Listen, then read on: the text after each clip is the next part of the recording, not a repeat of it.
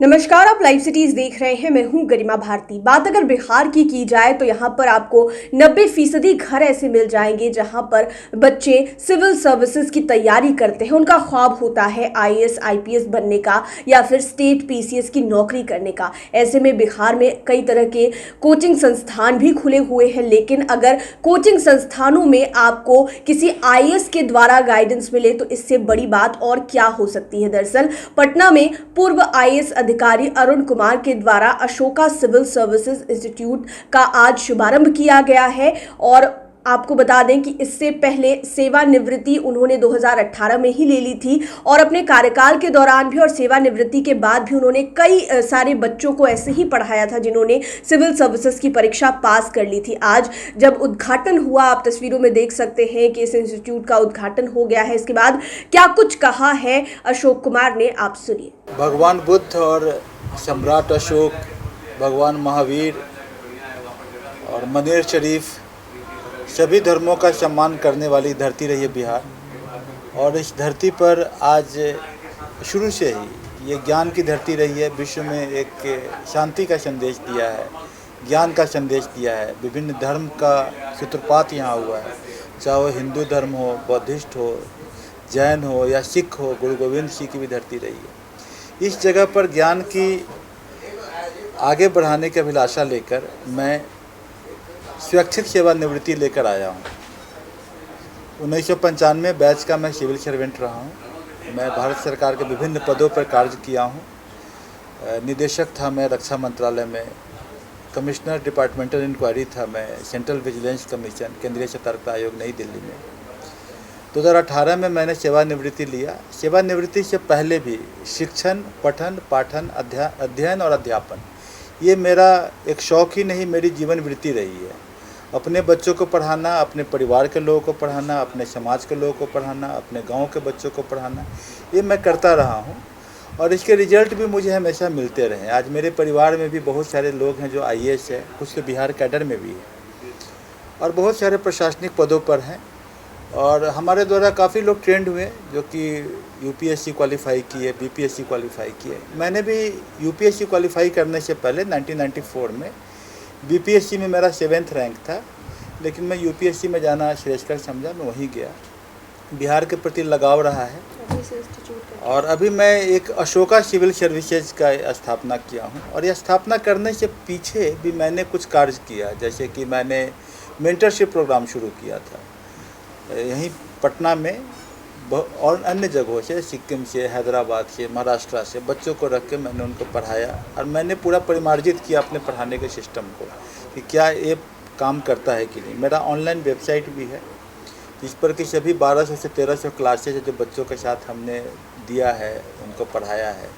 Test series है और मैं सोचा कि अब इसको क्षेत्र में लाना है, क्योंकि जब बुद्ध को भी ज्ञान प्राप्त हुआ था तो वो घूम घूम के प्रचार किए थे। तो जब ज्ञान की प्राप्ति होती है और आपको पता लग जाता है कि परीक्षा निकालने का एक सबसे अच्छा तरीका ये है, तो मैं चाहता हूँ इसका फ़ायदा हमारे बच्चों को क्यों नहीं मिले। और इस दिशा में मैं यहाँ आया हूँ कि मैं बिहार में एक क्वालिटी एजुकेशन, गुणवत्तापूर्ण शिक्षा जो है उसका सूत्रपात करूँ। पहले भी लोगों ने कोशिश किया है, उनकी कोशिशें भी कामयाब रही हैं।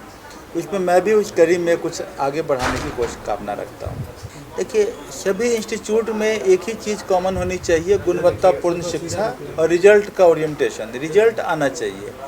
जैसे कि मैं एक चीज़ समझा हूँ कि जैसे बीपीएससी की मैं बात करता हूँ, बीपीएससी में जो 150 क्वेश्चन आते हैं, अगर ढंग से उनको मैं पढ़ाऊँ तो 120 क्वेश्चन से ऊपर पहुँचा पाना बहुत आसान तरीका हो सकता है।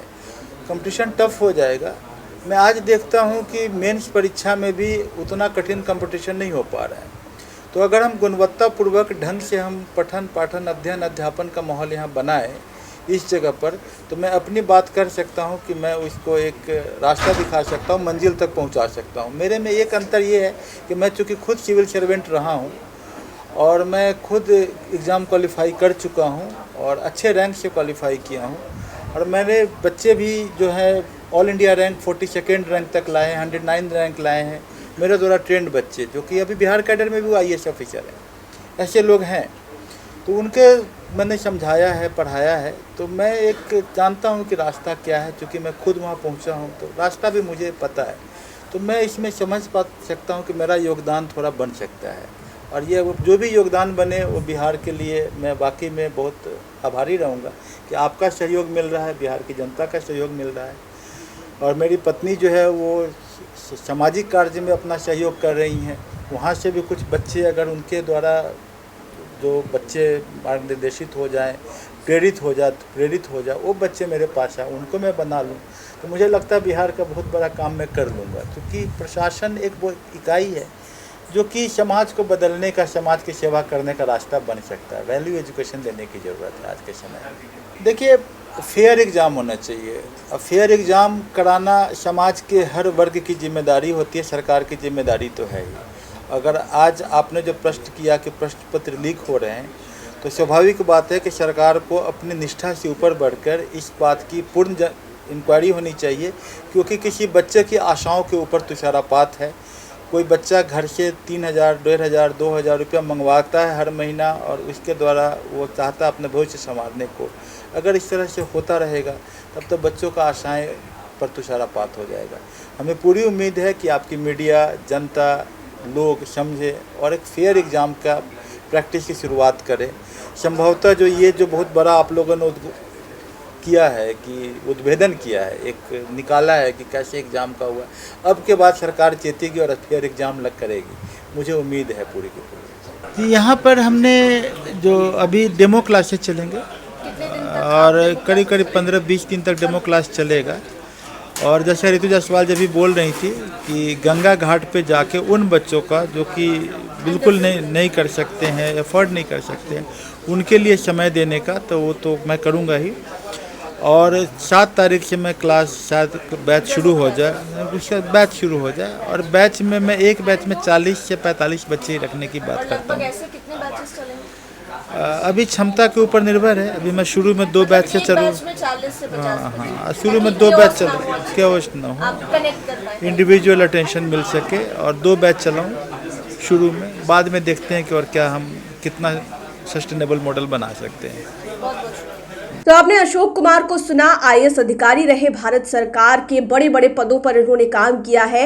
एक प्रशासनिक अधिकारी होने का पूरा तजुर्बा तो इनको है ही, लेकिन इन्होंने ये भी बताया कि इन्होंने बीपीएससी की भी परीक्षा पास की थी और फिर यूपीएससी की परीक्षा पास कर ये आईएएस अधिकारी बने। तो अगर छात्रों को इनका गाइडेंस मिलेगा, इनके द्वारा पढ़ाया जाएगा, तो हो सकता है बेहतर रिजल्ट जो है वो बिहार से निकल कर सामने आए। क्योंकि बिहार की मिट्टी में जितनी मेधा है, यहाँ के छात्रों में जितनी क्षमता है अच्छा करने की, उन्हें एक प्रॉपर गाइडेंस की बस ज़रूरत है। अगर वो उन्हें मिल जाएगा तो लगता है कि बहुत अच्छा बिहार के स्टूडेंट्स कर सकते हैं। और अगर आईएएस अरुण कुमार जैसे लोग बच्चों को पढ़ाते हैं तो हो सकता है कि भविष्य और ज़्यादा बेहतर हो सके। देखना होगा कि आगे कितने बच्चे इनके साथ जुड़ते हैं, और जब रिजल्ट्स की बारी आती है तो क्या कमाल कर दिखाते हैं। लाइव सिटीज़ के साथ आप बने रहें, हमारे चैनल को सब्सक्राइब करें। ये वीडियो फेसबुक पर देख रहे हैं तो पेज को लाइक करें। आप हमें ट्विटर पर भी फॉलो कर सकते हैं। धन्यवाद।